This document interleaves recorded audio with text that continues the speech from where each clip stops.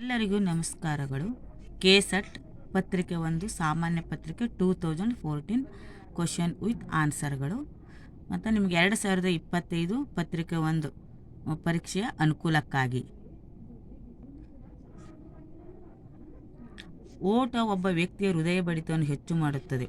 ಓಟ ಅಂದ್ರೆ ಆಯು, ಹೃದಯ ಬಡಿತ ಅಂದರೆ ಡಿಯು. ಕ್ರಿಕೆಟ್ ಸ್ಕೋರ್ ಯಾವ ರೀತಿಯ ಪರಿವರ್ತಕ? ನಿಬಂಧನೆಗೊಳಪಟ್ಟ ಪರಿವರ್ತಕ. ಪರಿವೀಕ್ಷಣ ಅಂಕ ಮತ್ತು ನಿರೀಕ್ಷಿತ ಅಂಕಗಳ ವಿಶ್ಲೇಷಣೆಗೆ ಸಹಕಾರಿಯಾದ ಪರೀಕ್ಷೆ ಯಾವುದು ಅಂದ್ರೆ ಕೈ-ಸ್ಕ್ವೇರ್.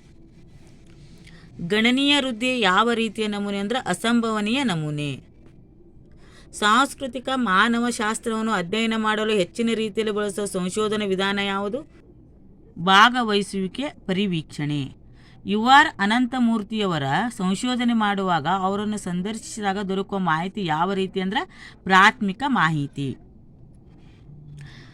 ಪೋಸ್ಟ್ ಬ್ರಾಡ್ಕಾಸ್ಟ್ ಮೀಡಿಯಾ ಎಂದು ಯಾವುದನ್ನು ಕರಿತೀವಿ ಅಂದ್ರೆ ಸಾಮಾಜಿಕ ಮಾಧ್ಯಮ. ರೋಮನ್ ಕ್ಯಾಥೋಲಿಕ್ ಚರ್ಚಿನವರು 1622ರಲ್ಲಿ ತಮ್ಮ ಧರ್ಮವನ್ನು ಪಸರಿಸಲು ಬಳಸಿದ ತಂತ್ರ ಮುಂದೆ ಏನೆಂದು ಕರೆಸಿಕೊಂಡಿತ್ತಂದ್ರೆ ಯೋಜಿತ ಪ್ರಚಾರ. ಸಂವಹನ ಫಲವಾಗಿ ಸಾರ್ವಜನಿಕ ಅಭಿಪ್ರಾಯ ರೂಢಿಣಿಯಾಗುವ ಸ್ಥಳ ಅಂದ್ರೆ ಪಬ್ಲಿಕ್ ಸ್ಪಿಯರ್. ಬಿಗ್ ಬಾಸ್ ಯಾವುದಕ್ಕೆ ಒಂದು ಉದಾಹರಣೆಯಾಗಿದೆ ಅಂದರೆ ರಿಯಾಲಿಟಿ ಶೋ. ಸಂವಹನದಲ್ಲಿ ಮ್ಯಾಥಮೆಟಿಕಲ್ ಮಾದರಿ ಯಾರ ಹೆಸರಿನಲ್ಲಿದೆ ಅಂದರೆ ಶಾನನ್ ಮತ್ತು ವೀವರ್. ಕ್ಯಾಟ್ ವಾಕ್ ಎಂಬುದು ಯಾವುದಕ್ಕೆ ಒಂದು ಉದಾಹರಣೆಯಾಗಿದೆ ಅಂದರೆ ಕೈನೆಸಿಕ್ಸ್.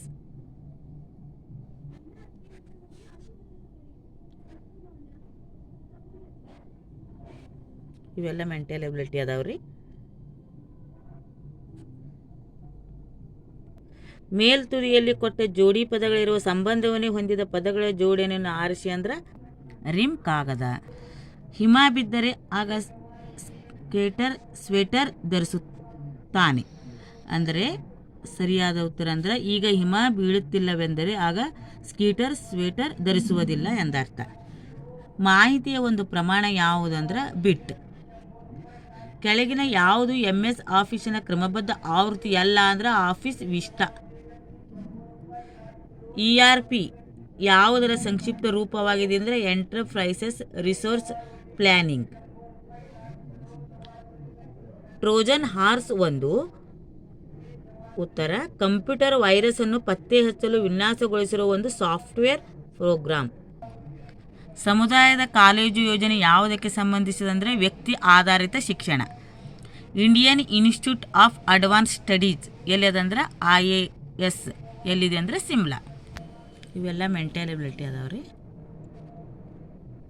47ನೇದು ಕೇವಲ ಫ್ಯಾಬ್ರಿಕ್ X ಅನ್ನು ಮಾತ್ರ ಉತ್ಪಾದಿಸುವುದಾದರೆ ಉತ್ಪಾದನಾ ಸಾಮರ್ಥ್ಯದಲ್ಲಿ ಗರಿಷ್ಠ ಹೆಚ್ಚಳವಾಗಲು ಯಾವ ತಂತ್ರವನ್ನು ಖರೀದಿಸಬೇಕಂದ್ರೆ ನೇಯ್ಗೆಯ ಯಂತ್ರ.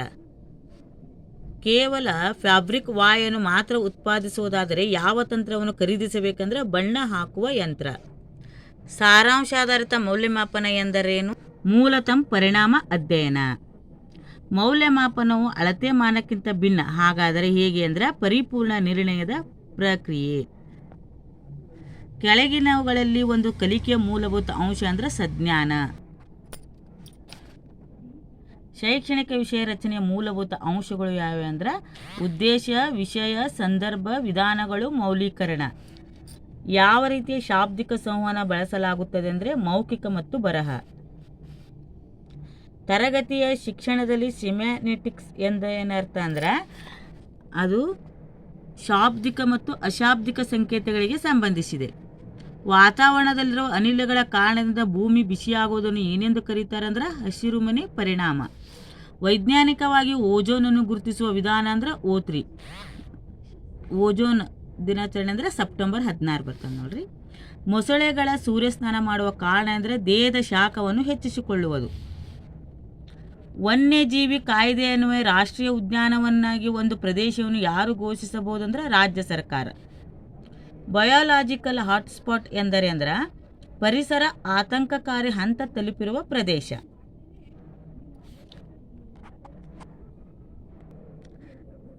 ಕೆಸೆಟ್ 2015 ಸಾಮಾನ್ಯ ಪತ್ರಿಕೆ. ಜೀವಿಗಳ ಮತ್ತು ಅವುಗಳ ಪರಿಸರ ನಡುವಿನ ವಿನಿಮಯ ಅಧ್ಯಯನ ಎಕಾಲಜಿ ಅಂತ ಕರೀತಾರೆ. ವಿಸ್ತೃತ ವನ್ಯಜೀವಿ ರಕ್ಷಣಾ ಕಾಯ್ದೆ ಜಾರಿಗೆ ಬಂದ ವರ್ಷ ಅಂದ್ರೆ 1972. ಮರ ಕಡಿಯುವುದರ ವಿರುದ್ಧ ಕರ್ನಾಟಕದಲ್ಲಿ ವ್ಯಾಪಿಸಿದ ಚಳವಳಿ ಅಪಿಕೋ. ವಾಯು ಮಾಲಿನ್ಯಕ್ಕೆ ಮುಖ್ಯ ಕಾರಣವಾಗಿರೋ ಕಾಂಪೌಂಡ್ಗಳು ಯಾವ್ಯಾವ ಅಂದರೆ ಆಕ್ಸಿಜನ್ ಕಾಂಪೌಂಡ್ಗಳು. ಸರೋವರ ಮತ್ತು ಸಮುದ್ರಗಳಲ್ಲಿ ಕೆಂಪು ಅಲೆಗೆ ಕಾರಣ ಅಂದರೆ ಎಸ್ಟ್ರೋಫಿಸಿಕೇಶನ್. ಶಬ್ದದ ತೀವ್ರತೆಯನ್ನು ಡೆಸಿಬಲ್ಗಳಲ್ಲಿ ಅಳೆಯುತ್ತಾರೆ. ಸಾಮಾನ್ಯ ಮಾತಿನ ಡೆಸಿಬಲ್ಸ್ ಎಷ್ಟಿರ್ತದೆ ಅಂದ್ರೆ 60. ಮನೋಭಾವವನ್ನು ಈ ಮಾಪನ ಬಳಸಿ ಅಳೆಯಬಹುದು ಅಂದ್ರೆ ಲೈಕರ್ಟ್ ಮಾಪನ. ಏರೋಬಿಕ್ ವ್ಯಾಯಾಮವು ಆತಂಕ ಮನಸ್ಥಿತಿಯನ್ನು ಕಡಿಮೆಗೊಳಿಸುತ್ತದೆ ಎಂಬ ಪ್ರಾಕಲ್ಪನೆಯನ್ನು ಸ್ವತಂತ್ರ ಪರಿವರ್ತಕ ಐವಿ ಮತ್ತು ಅವಲಂಬಿತ ಪರಿಕಲ್ಪ ಡಿವಿಗಳನ್ನು ಗುರುತಿಸಿ ಅಂದ್ರೆ ಏರೋಬಿಕ್ ವ್ಯಾಯಾಮ ಐವಿ ಮತ್ತು ಆತಂಕದ ಹಂತಗಳು ಡಿವಿ. ಯಾವುದು ಗುಣಾತ್ಮಕ ಸಂಶೋಧನೆ ವಿಧಾನ ಅಂದರೆ ಐತಿಹಾಸಿಕ ವಿಧಾನ. ಸಂಶೋಧನೆಯಲ್ಲಿ ಗ್ರಂಥ ಋಣವನ್ನು ಬಳಸಲು ಇರುವ ವಿಧಾನ ಈ ಕೆಳಗಿನಲ್ಲಿ ಯಾವುದಂದರೆ APA. ಕೃತಿ ಚೌರ್ಯ ಪರೀಕ್ಷಿಸಲು ಈ ತಂತ್ರಾಂಶವನ್ನು ಬಳಸಲಾಗುತ್ತೆ ಅಂದರೆ ಟರ್ನಿಟಿನ್. ಸಿಗರೇಟ್ ಸೇವನೆಯಿಂದ ಶ್ವಾಸಕೋಶ ಕ್ಯಾನ್ಸರ್ ಉಂಟಾಗುತ್ತದೆ ಎನ್ನುವ ಪ್ರಾಕಲ್ಪನೆಯನ್ನು ಸ್ವತಂತ್ರ ಪರಿವರ್ತಕ ಐವಿ ಮತ್ತು ಅವಲಂಬಿತ ಪರಿವರ್ತಕಗಳಂದ್ರೆ ಸಿಗರೇಟ್ ಸೇವನೆ ಐವಿ, ಶ್ವಾಸಕೋಶ ಕ್ಯಾನ್ಸರ್ ಡಿವಿ. ಸಂವಾಹಕ ಮತ್ತು ಸಂವಾಹಿತನ ಸಂದೇಶದ ನಡುವೆ ಅರ್ಥ ವ್ಯತ್ಯಾಸ ಉಂಟಾಗೋದನ್ನು ಹೀಗೆ ಕರೆಯಬಹುದು ಅಂದರೆ ಅಬರೆಂಟ್ ಡಿಕೋಡಿಂಗ್. ಡಿಜಿಟಲ್ ಡಿವೈಡ್ ಎಂದರೆ ಮಾಹಿತಿ ಉಳ್ಳವರು ಮತ್ತು ಮಾಹಿತಿ ರಹಿತರ ನಡುವಿನ ಕಂದಕ. Charlie Chaplin cinema the modern times ಅಂದರೆ ಕೈಗಾರಿಕಾ ಸಮಾಜದ ಕುರಿತು ವಿಷಾದಿಸುತ್ತದೆ. ವೆಬ್ ಆಧಾರಿತ ವಿನಿಮಯ ಮಾಡುವ ಜನರ ಗುಂಪನ್ನು ಹೀಗೆ ಕರೆಯಬಂದು ವರ್ಚುವಲ್ ಕಮಿಟಿ. ಫ್ಯಾಟಿಕ್ ಸಂವಹನವೆಂದರೇನದು ಸಂವಹನದ ಆರಂಭದ ಮಾತುಗಳು.